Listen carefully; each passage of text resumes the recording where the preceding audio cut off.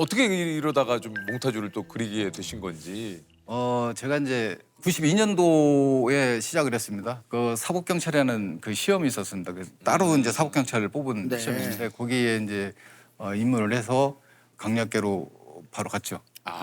그러셨군요. 예, 강력 형사 생활하면서 그림을 이제 계속 예, 했죠. 원래 뭐 전공하셨어요, 형사님? 전 서영화. 아, 했죠. 서영화. 그러세요. 예. 그래서 이제 95년도에 첫 개인지를 가졌고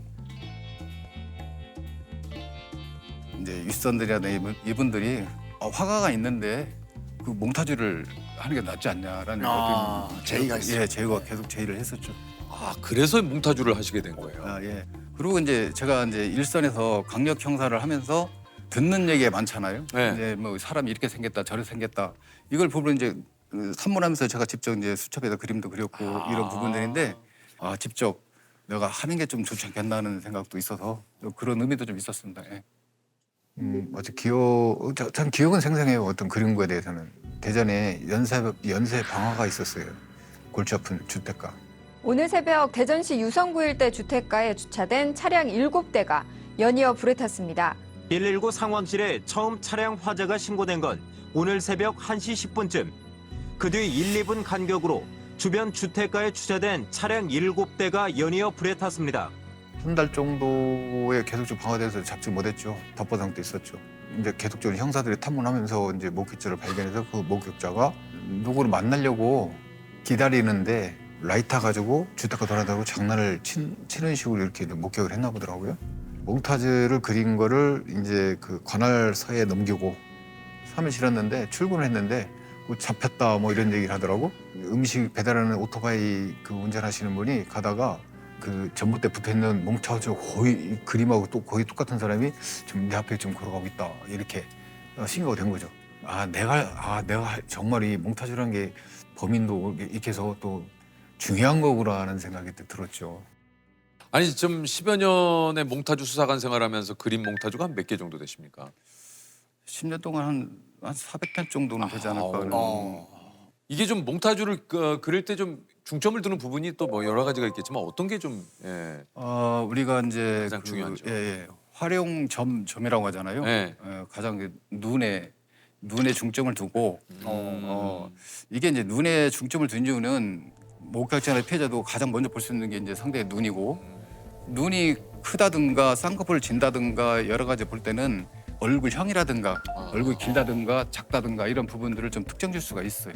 재석이 형의 얼굴을 만약에 표현한다면 어떻게 이거를 표현할 수 있을까요? 이제 뭐 사람들 얘기할 때 뭐 눈이 작고 뭐 이런 안경도 눈이 쓰고 크지 않고 꼴찌 안경 이런 썼으면. 부분들.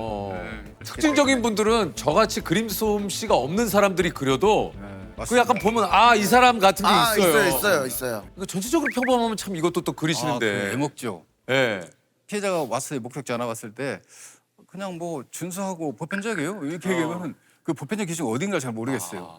이게 참 차라리 어려워. 이마에 점이 큰 게 하나 있어요. 어려워. 잡힌 거죠. 잡힌 거예요. 유석님이나 우리 이제 조세호님 같은 이렇게 좀 우락부락하고 뭔가 특징점이 있고 뭐 돌출되고 뭐 이런 부분들은 뭐 잘 나오겠죠. 사실상 그 특징적인 얼굴들이 좀 있죠. 예. 그러면 일단 얼굴형부터 전체적으로 설명해드릴게요. 얘기해봐요. 예. 네. 얼굴은 약간 길쭉한 상이고요. 전체적으로 얼굴에 살집이 없는 편. 눈꼬리가 살짝 처진, 입술은 살짝 튀어나온 듯한.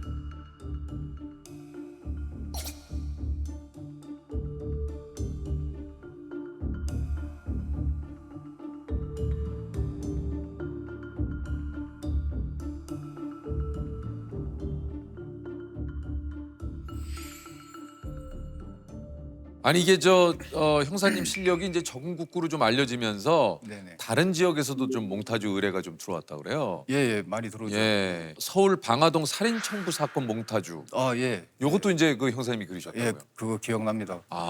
이게 그 황민구 소장님이 예전에 한번 저희 유퀴즈에 나오신 적이 있는데 그때 이게 그 얘기하셨던 그 사건이에요. 네. 예.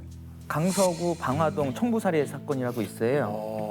사업자와 사업자 간에 분쟁이 있었는데 한 사업자가 조선족을 시켜서 네. 청부살해한 사건이 있었고 그 팀장이란 분이 이제 전화가 왔어요. 네. 왔는데 7개월 동안 이거를 답보 상태에 있다.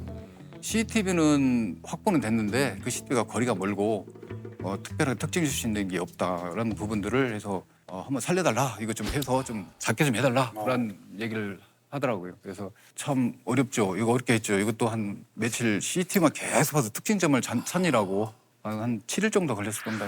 네. 그렇군요. 그때 당시에 대제인에 있는 경찰관 중에 그림을 잘 그리는 사람이 있다. 혹시나 도움이 될지 모르니까 한번 연락을 한번 해서 해봐라. 그래서 이제 몽타주를 그리게 됐었죠.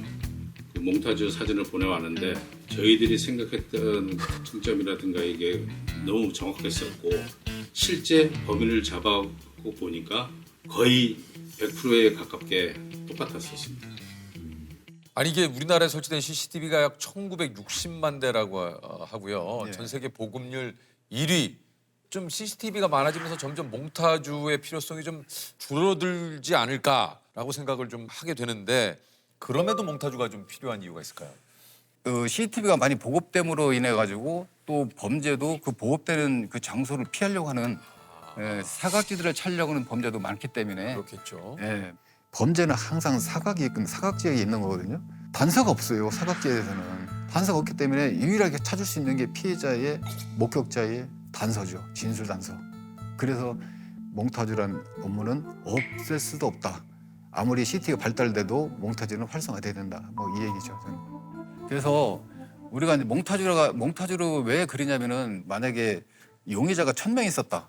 몽타주가 없으면 1000명이라는 손을 대서 인력 낭비가 엄청 많잖아요. 그러면 몽타주를 그려내므로 해서 이렇게 생긴 사람 빠져나가고 또 이렇게 생긴 사람 빠져나가 자꾸 추려서 용의선상에 올라오는 30명이 이렇게 추려져서 그 30명 가지고 이제 활용하는 그 최고한 거죠. 네.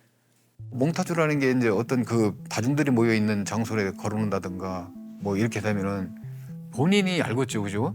본인이 내 그림이 지금 돌아다니고 있구나, 내 얼굴이. 또 그 사람의 지인, 가족들 이런 분들 볼 거 아니에요. 그러려면은 심적인 압박이 좀 생겨요, 사실은. 그래서 이렇게 너를 지금 찾고 있다. 지금 아까 빨리 와서 자수해라. 뭐 이렇게 또 하는 경우가 많죠. 일을 하면서 또 좀 그 뿌듯했던 순간도 좀 많으실 텐데. 있죠. 예. 예고도 없이 찾아온 여자분이 하나 계셨어요. 그분이 이제 그 집에서 불이 나가지고 아무것도 이제 없답니다. 부모도 사진도 없고 찾아와가지고 혹시 제가 얘기를 하면 우리 어머니 좀 그릴 수 있냐 하면은 하더라고요. 그 어머니 사진이 불타가지고요. 그래서 제사를 지낼 때 그냥 아무것도 없이 지낸다 이런 얘기를 해서 좀 안쓰럽더라고요. 그래서 17년 이상, 거기도 20년 가까이 못 봤다가 어머니가 이제 그분 옛날 어릴 때 기억들을 이제 얘기하는 거죠. 그거를 그리셨죠. 그것도 그분의 기억을 토대로 해서 그려주셨군요. 이제 다 됐다고 보여줬어요. 그랬더니 그때부터 눈물부터 쏟더라고요. 아이고. 이것도 진짜 좀 뿌듯하셨겠어요. 기분 좋았습니다. 예. 몽타주란 자체가 예. 어떤 범인들만 사용될 수 있는 몽타주가 아니고 어떤 요즘에는 어떤 그 실종이라든가 뭐 이런 부분들을 많이 접목해서 활용하고 있습니다. 38년 전 실종아동의 사진을 토대로 만든 나이 변환 몽타주로 장기 실종자를 찾아냈습니다. 경찰은 A씨를 찾는 과정에서 몽타주가 결정적 역할을 했다고 설명했습니다. 그 형사는 검거한 게 최 목적이거든. 기억을 그 조각조각 끌어내서 하나의 완성을 인물을 만들어내는 거예요. 내 몽타주 그림으로 가지고 나가서 잡아서 또 이렇게 범죄가 종결될 때 기쁘죠.